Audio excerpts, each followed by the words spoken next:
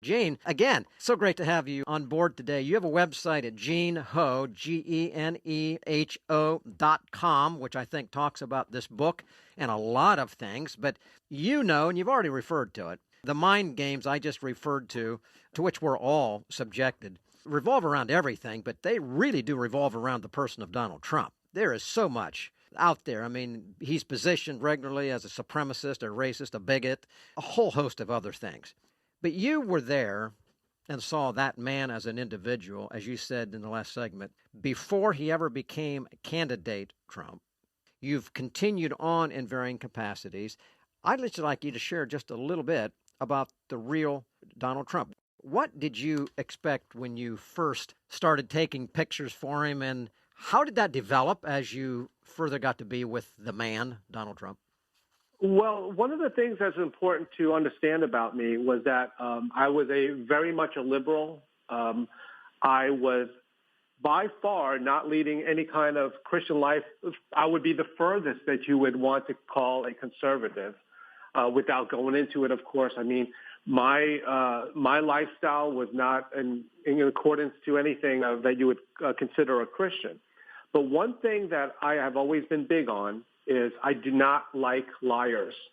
And when I was first with Trump and met him and started taking pictures of him and saw how he treated me, and as a minority, how he treated other minorities, and then I would see how the mainstream media would weave this lie in that he was somehow a nasty person or that he was a racist. I'll be honest, I don't like liars. You could call me back then and you could say, you're this sinner or that sinner, you've done this or you've done that, but I never liked liars. And so the more I've seen the mainstream media attack Donald Trump on this, the angrier I became and the more I decided that I wanted to support Donald Trump. And once again, I must say, with the mainstream media, when they were inventing this narrative that somehow Trump is a racist, why wouldn't they even take the time to ask me, someone who is not only a minority, but someone that saw him interact with people backstage, not in front of the camera? Why didn't they ask me these questions? Why is it that most people in America never even met me or even heard about me when all this happened? I should have been on all the TV stations, the CNNs, the MSNBCs. How come no one knows about me? Because I'm telling the truth. Well, praise the Lord for the fact that you do tell the truth, because the truth is something that's truly needed today. And you have the opportunity and have had the opportunity to see Donald Trump behind the scenes. I know I've had the privilege of being in his presence a couple of different times, and one of the things that I've observed about him, Gene, is that he seems to be a fellow who likes to listen to people and hears them out when they have a thought or concern to bring his way. Is that something that you have observed, and do you see that on a regular basis with him? Yes, and this is one of the main points about it. I was never a political photographer, but I was always a photographer that photographed celebrities. And when I photograph celebrities, and I have a 30-year career in this, I give the celebrities what I call the photographer's code, and it's very simple. I say to the celebrity, I say, listen, when you're done talking to this person and you don't want to be around this person anymore, give me a sign. Just take your left hand and put it on your chin and just shake your head like, yep, I'm listening to you. Oh, yes, I'm listening to you. Give me that sign, and that's my cue as a photographer to go in there and say, oh, excuse me, we're a little bit late on time. We got to go. And I pull them away from that to allow the celebrity to maintain their dignity as the good guy, and I would be the bad guy.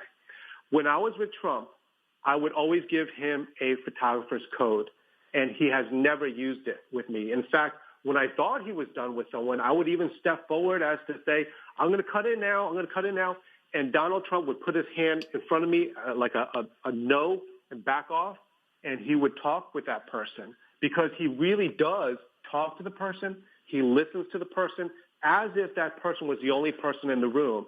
And I saw that as a stark contrast to all the other celebrities that I photographed. You know, Gene, I really do think that kind of thing you're talking about says a lot about a person. Many dignitaries and others won't even stoop to talk to anybody unless they think that person has something that they can contribute to them. And that's kind of what you're saying right there. Let me ask you a question. I don't know if you've been asked this before, and just thinking about it.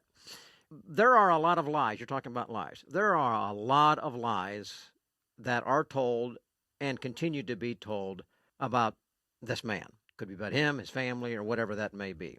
And I don't like to repeat lies because they get stuck in people's mind. On the other hand, we've heard the lies repeated so many times, I don't think they'll get stuck any more than they are now. But this is the question I want to ask you. If you were to pick a lie that you think is perhaps most egregious, or however you want to describe it, and dispel it, what would that be? Dispel what you think is probably one of the biggest lies that have been the most harmful or the most deceptive put out by the media relative to this president. One of the things that I've seen that the media has done is that the media has tried to portray Donald Trump as a person that's a loose cannon, that he's like, oh, what does he do next? He doesn't know what's going on. You know what? Also, Donald Trump plays into their hands in a sense, and let me explain. A lot of times, Donald Trump will even purposely misspell things on his Twitter. And then people say, oh, well, look how dumb our president is. Look how dumb. But in fact, this president is perhaps, and honestly speaking, and I met a lot of people, perhaps one of the most brilliant minds that I have ever seen. I've seen this person, Donald Trump, from the beginning of the campaign to the end of it, and how he has outmaneuvered all his enemies and how he has outmaneuvered people for however he needs to do it to accomplish what his goal is. And sometimes it's amazing. Sometimes he'll do something, and then people will say, oh, my goodness, what a dumb president we have. Oh, this president's so dumb. This president, this man is perhaps one of the most greatest thinkers, the greatest mind that I have ever seen in all my career as a photographer. He is a genius, and he knows what he's doing, and that's why I feel so confident in him as being our president. Behind closed doors, behind the scenes, Gene, how does he respond to those lies that are brought to him, day after day after day? How does he respond personally behind closed doors? You know what? I had the privilege and the luxury not only of seeing him on the campaign trail and not only at the VIP photograph sessions that were private, but at times I had access to his green room. So I've seen him behind the scenes. I've seen him in public, private meetings. I've seen him in private meetings where it was only him, people he was talking to, and the Secret Service.